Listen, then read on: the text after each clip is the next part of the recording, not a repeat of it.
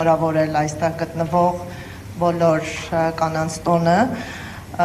բոլորի ցանկանում եմ գարնանային տրամադրություններ եւ ես ունեմ այն համոզմունքը, որ կինը իր բարձր գարնանային տրամադրությամբ կարող է միջավայր փոխել, ձևավորել մի միջավայր, որը արարչական է, ստեղծագործ է եւ այլն։ Եվ լինելով իրավապաշտպան կնոջ ներկայացուցիչը այս միջոցառմանը, նաև նշեմ, որ վերջին տարիներին իրապես մեծացել է կին իրավապաշտպանների դերը, եւ մենք դա տեսնում ենք նաև ակադեմիական միջավայրում։ Մի քանի տարի առաջ նաև իմ ներգրավությամբ ամերիկյան համալսարանում բացվեց հատուկ մագիստրոսական ծրագիր մարդու իրավունքների եւ սոցիալական արտահայտուցիչ, մնացյալը եղել են կանայք։ Եվ սա արդեն իսկ կանխորոշում է ապագայում հենց կնոջ վճռորոշ դերը նաև հասարակական իրավապաշտպանական գործունեության մեջ։ Անդրադառնալով խնդրին, այո, մենք ունենք բազմաթիվ մարդու իրավունքներին առնչվող հարցեր, բայց հատկապես մեզ համար կարևոր են հայ-ադրբեջանական փոխհարաբերություններից ծագող խնդիրները եւ մեր ուշադրության կենտրոնում հենց գերիների հիմնախնդիրն է։ Վերջին զարգացումներին, որ ականատես եղա, բոլոր այն արարքները, որոնք քաղաքական շարժառիթներով վերագրվում էին հայերին, ըստ էության հաստատվեցին այս ֆորմալ դատական ակտերով, եւ մենք ունեցանք շատ ծանր նաեւ պատժատեսակներ եւ նշեմ, որ գրեթե բոլոր ամբաստանյալների, հայ ամբաստանյալների պարագայում պարբերական միջնորդություններ են ներկայացվել, որպեսզի դատարանը եւ դատական կազմը փոխարինվի անաչառություն ապահովելու տեսանկյունից։ Օրինակ Ռուբեն Վարդանյանի գործով սա շատ լայնորեն մեկնաբանվեց, որ մասնավոր փաստաբանը երբ ներգրաված էր նախկինում անընդմեջ միջնորդություններ էր ներկայացնում եւ խնդրում էր, որպեսզի դատավորները բացարկ ներկայացնեն, սակայն նման միջնորդություններ չեն բավարարվել։ Շատ կարևորագույն խնդիր է եղել պաշտպանության իրականացման հնարավորությունների էական սահմանափակումը, որը պաշտպանության իրավունքը իմաստազրկել է։ Մի կողմից զրկել են հայերին փաստաբանների, անկախ փաստաբանների միջոցով ներկայացված լինելու հնարավորությունից, ինչպես գիտեք, միայն ադրբեջանցի փաստաբաններին են թույլատրել ներգրավել ներպետական քրեական գործերով,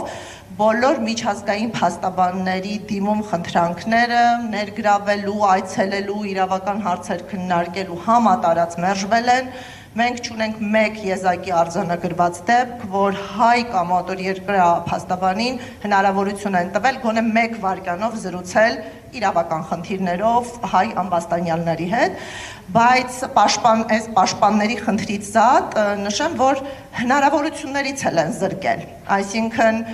եթե անհրաժեշտ է տեսանյութ նայել վերլուծելու համար, նման հնարավորություն չեն տվել, եթե դատական նիստերի դահլիճում թուղթ եւ գրիչ անհրաժեշտ եղել նշումներ իրականացնելու համար չեն տրամադրել, եթե պաշտպանությունը կազմակերպելու համար անհրաժեշտ է եղել հասանելիություն քրեական գործինյութերին, դրանցից զրկել են, այսինքն պաշտպանության կազմակերպման նույնիսկ գործիքներից են զրկել, ոչ միայն միջոցներից, փաստաբանների միջոցով, այլ նաեւ գործիքներից, բայց այն խնդիրները, որ ներկայացնում եմ, հասկանալի է, որ ընտրողաբար հատնտիր նկարագրություն է եւ յուրաքանչյուր չափանիշի վերաբերյալ մենք կարող ենք շատ երկար խոսել։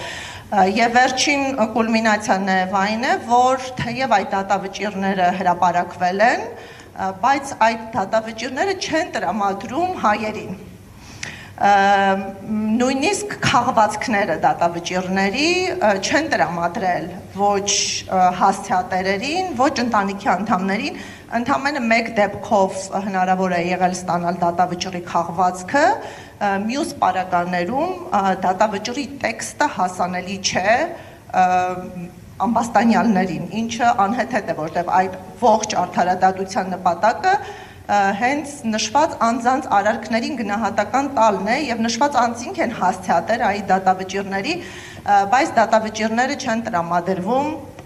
եւ այստեղ մենք նաեւ միտում ենք տեսնում դատավճիռը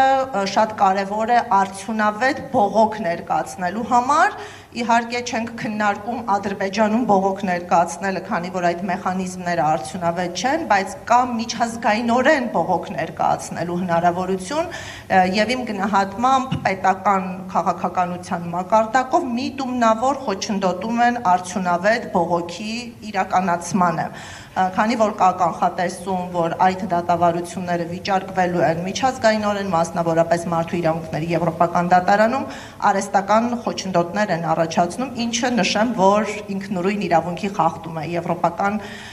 դատարանի գործընթացին ցանկացած ձևով խոչընդոտելը, ակտ չտրամադրելը, սպառնալը